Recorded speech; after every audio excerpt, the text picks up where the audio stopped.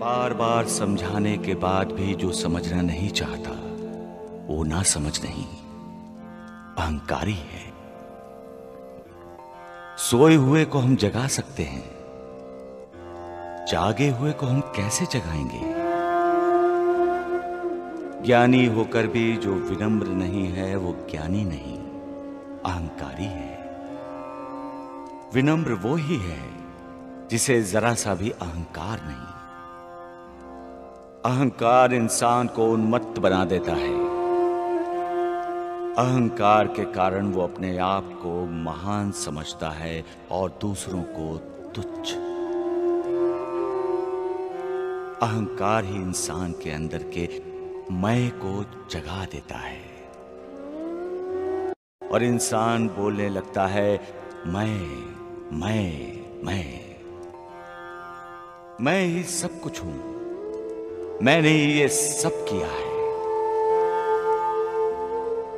अहंकार जब इंसान पर कब्जा कर लेता है तो इंसान अपने अंदर के मैं को भूल जाता है। ये मैं कौन है? ये सत्य जानकर तुम अपने आप में और सभी प्राणियों में मेरा दर्शन करो। ये जान लो कि सारा संसार मैंने ही व्याप्त किया है।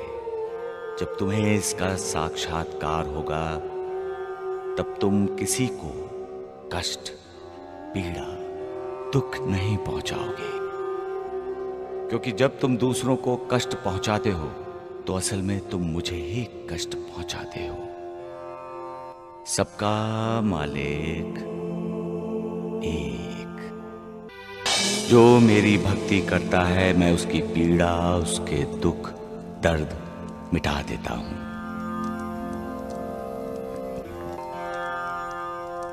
सारे पापों से जो मुक्ति पाना चाहते हैं वो ही मेरी भक्ति करने लगते हैं।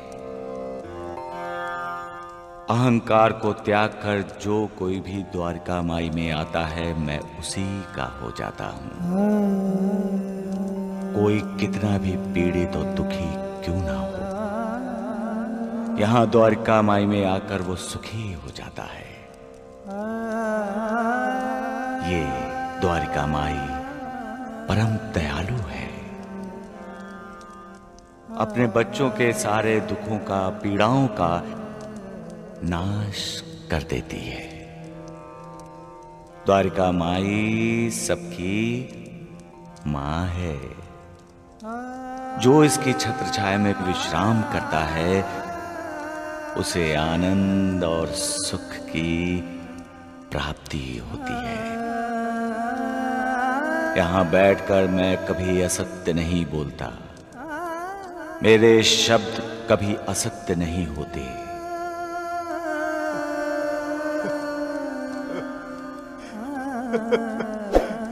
मुझे माफ कर दीजिए साईनाथ, मुझे माफ कर दीजिए।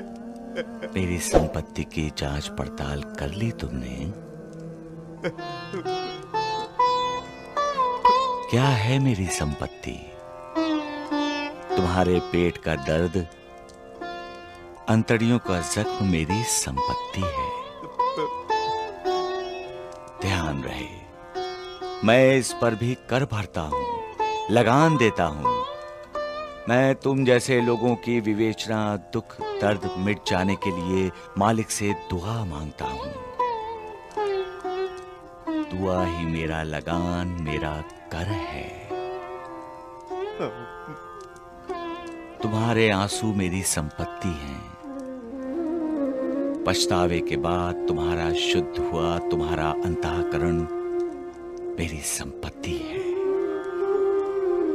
ऐसी संपत्ति की कोई गिनती नहीं कर सकता और ऐसी संपत्ति पर कोई रोक भी नहीं लगा सकता और डाका भी नहीं डाल सकता ऐसी संपत्ति पर कोई।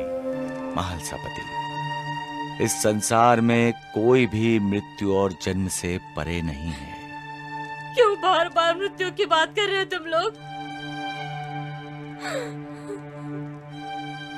देवा, क्यों परीक्षा ले रहे हैं आप हमारी? क्यों? मत रो मां, रोना किस लिए? जब हम सबको मालूम है कि पैदा होने वाली हर चीज एक न एक दिन नष्ट होने वाली है, तो फिर शोक क्यों? इस संसार में लोग मिलते ही हैं बिछड़ने के लिए, रोना क्यों? इंसान को कमल के फूल की तरह होना चाहिए। पानी में रहकर भी कमल पानी से निर्लिप्त रहता है। इंसान भी निर्लिप्त हो जाए तो उसे कोई दुख, कोई शोक नहीं होगा। इसलिए मां, मालिक की पूजा करो, उसकी आराधना करो, कल्याण होगा तुम्हारा। सबका मालिक एक। श्यामा, तुम्हारी आत्मा आज तुम्हारे शरीर में लौट आई या नहीं? ऐसा नाटक फिर मत करना देवा, हमारी तो जान ही निकल गई थी। हाँ,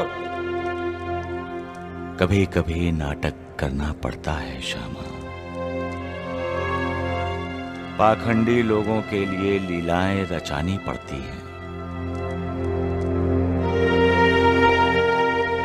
मालिक हम सबकी मां है, सबका बाप है,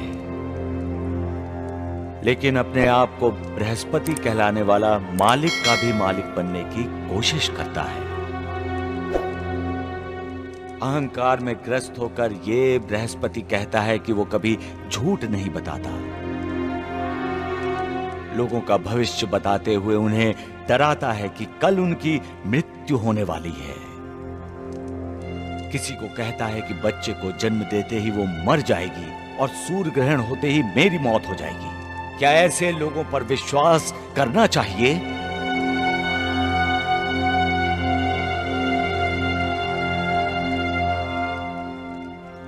क्या जन्म मृत्यु पर किसी इंसान का अधिकार है? सबका मालिक वो तय करता है कि कौन कब और कहां जन्म लेगा और कौन कब कहां मरेगा। बृहस्पति जैसे लोग अपने ज्ञान का आडंबर रचाते हैं और लोगों की सेवा करने की बजाय उन पर अपनी धाक जमाने की कोशिश करते हैं। बृहस्पति मालिक नहीं है। हमें विश्वास सिर्फ मालिक पर करना चाहिए। अपना भविष्य हमें खुद बनाना चाहिए। हमारा भविष्य बृहस्पति नहीं बना सकता। हमारा भविष्य खुद हम हैं। हमारा भविष्य खुद मालिक है। मैं पूछता हूं, भविष्य है क्या? भव का मतलब है संसार। ये दुनिया, विश्व, ब्रह्म, इस संसार का मालिक है ईश। इसलिए भविष्य कौन है? जो संसार का मालिक है।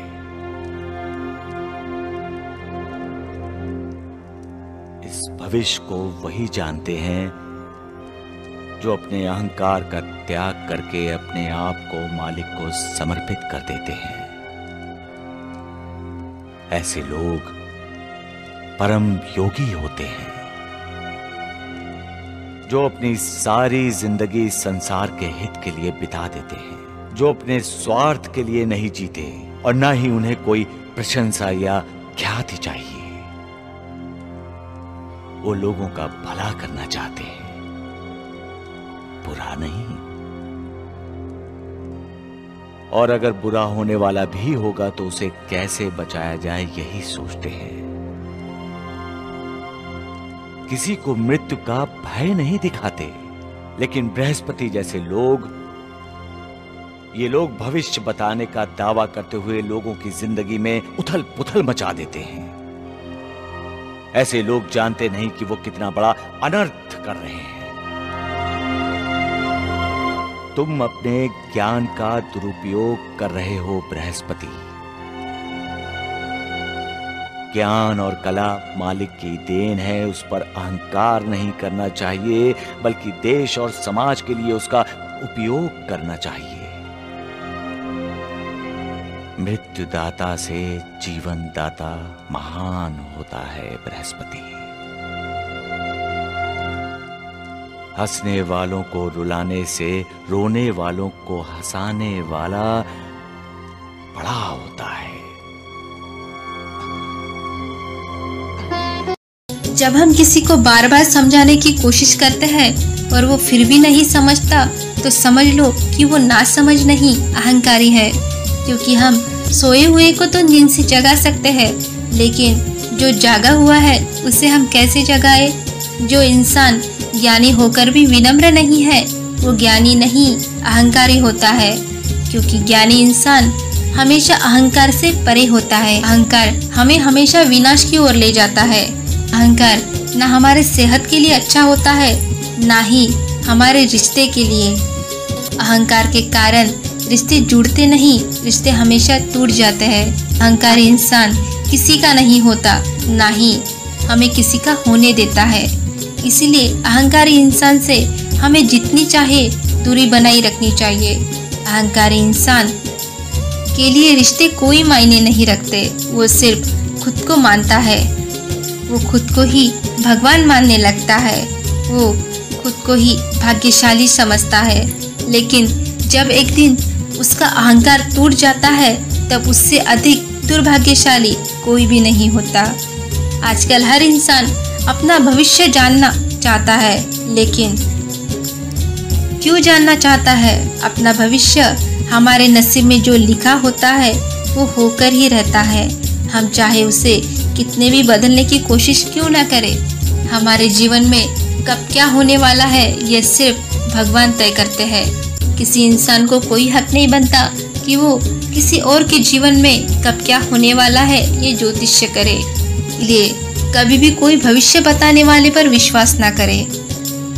अपना विश्वास सिर्फ भगवान पर रखे, क्योंकि वही सबके करता धरता है।